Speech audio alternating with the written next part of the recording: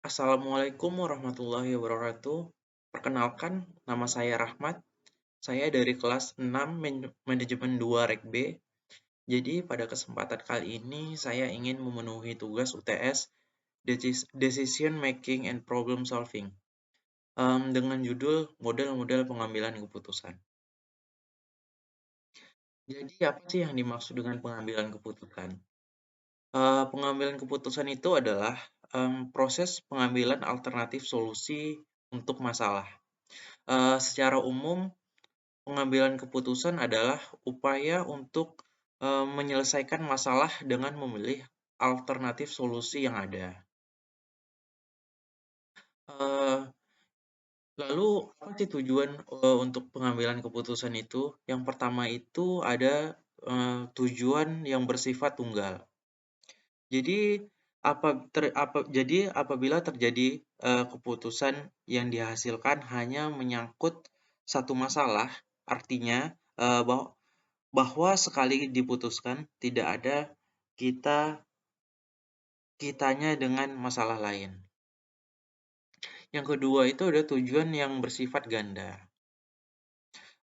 Terjadi apabila keputusan yang dihasilkan menyangkut lebih dari satu masalah. Artinya, keputusan yang diambil itu sekaligus memecahkan dua atau lebih masalah yang bersifat kontradiktif atau yang bersifat tidak kontradiktif.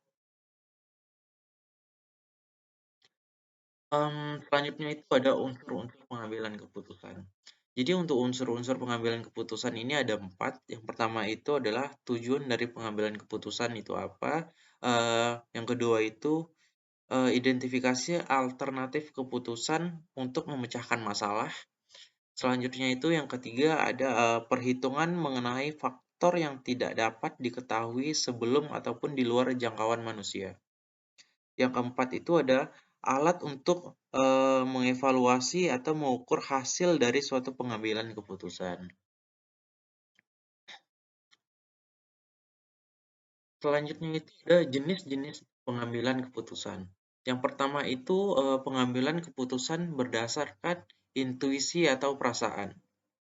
Eee, untuk pengambilan keputusan ini lebih bersifat subjektif, yaitu mudah terkena sugesti, pengaruh luar, dan faktor kejiwaan lain. Yang kedua itu ada pengambilan keputusan rasional. Keputusan yang dibuat berdasarkan pertimbangan rasional lebih bersifat objektif. Yang ketiga itu ada pengambilan keputusan berdasarkan fakta. Jadi, keputusan ini merupakan keputusan yang baik dan solid. Namun, untuk mendapatkan informasi yang cukup itu sangatlah sulit. Yang keempat itu ada pengambilan keputusan berdasarkan pengalaman. Sangat keputusan ini sebenarnya sangat membantu dalam memudahkan memecahkan masalah. Selanjutnya itu ada pengambilan keputusan berdasarkan wewenang. Eee, untuk pengambilan keputusan ini akan menimbulkan eee, sifat rutin dan mengasosiasikan dengan praktek diktatorial. Model pengambilan keputusan. Pertama itu ada rasional, yaitu model perilaku manusia berdasarkan keyakinan bahwa orang-orang, organisasi, dan bangsa menjalankan kalkulasi pemaksimalan nilai yang secara mendasar konsisten. Birokrasi. Apapun yang dilakukan organisasi adalah hasil dari rutinitas dan proses bisnis yang terasah oleh penggunaan aktif selama bertahun-tahun. Keputusan klasik atau classical distortion berpandangan bahwa manajer bertindak dalam kepastian merupakan model yang sangat rasional untuk pembuatan keputusan manajerial. Selanjutnya itu ada rasionalitas berdasarkan dan memadai menekankan bahwa pembuatan keputusan harus menghadapi kenyataan tidak memadainya informasi mengenai sifat masalah. Selanjutnya itu adalah heuristik.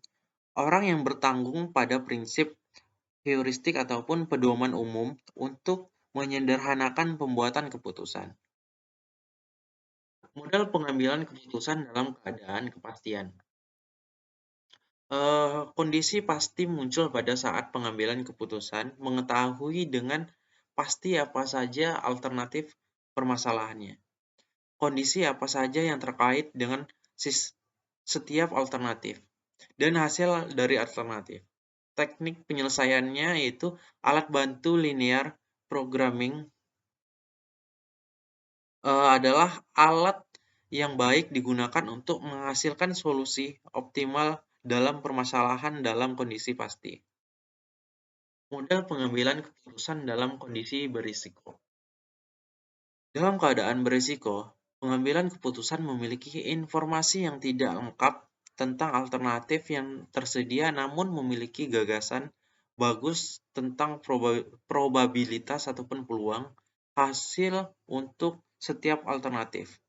Teknik penyelesaiannya itu dalam membuat keputusan berdasarkan resiko.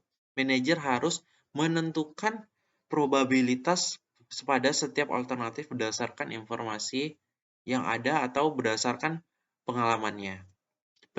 Pendekatan populer yang digunakan pada kondisi ini antara lain expected monetary value dan expected opportunity loss ataupun FOL. Model pengambilan keputusan dengan ketidakpastian.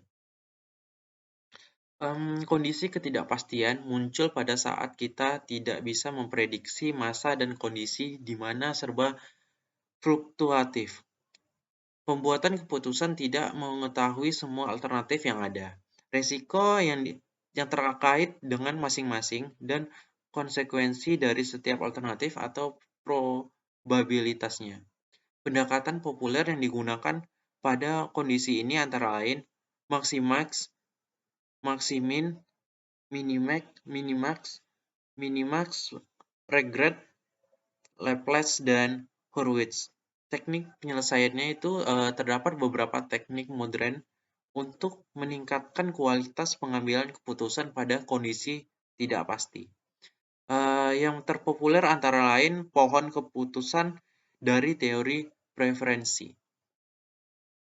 Selanjutnya itu model pengambilan keputusan dalam kondisi konflik.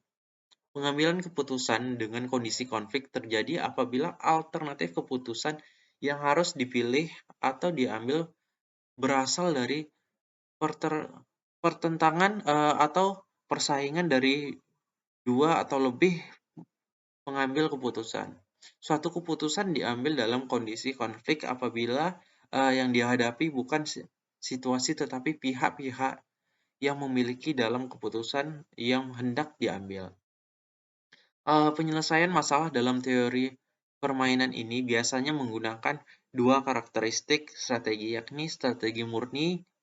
Penyelesaian masalah dengan strategi murni dilakukan dengan menggunakan konsep maksimin untuk pemain ataupun perusahaan baris dan konsep minimax untuk pemain ataupun perusahaan kolom.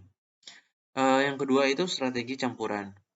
Penyelesaian masalah dengan strategi campuran dilakukan apabila strategi murni yang digunakan belum mampu menyelesaikan masalah permainan atau belum mampu memberikan pilihan strategi yang optimal bagi masing-masing pemain ataupun perusahaan. Sekian presentasi dari saya. Apabila ada kesalahan, saya mohon maaf. Saya sudahi. Wabillahi taufiq wal hidayah. Wassalamualaikum warahmatullahi wabarakatuh.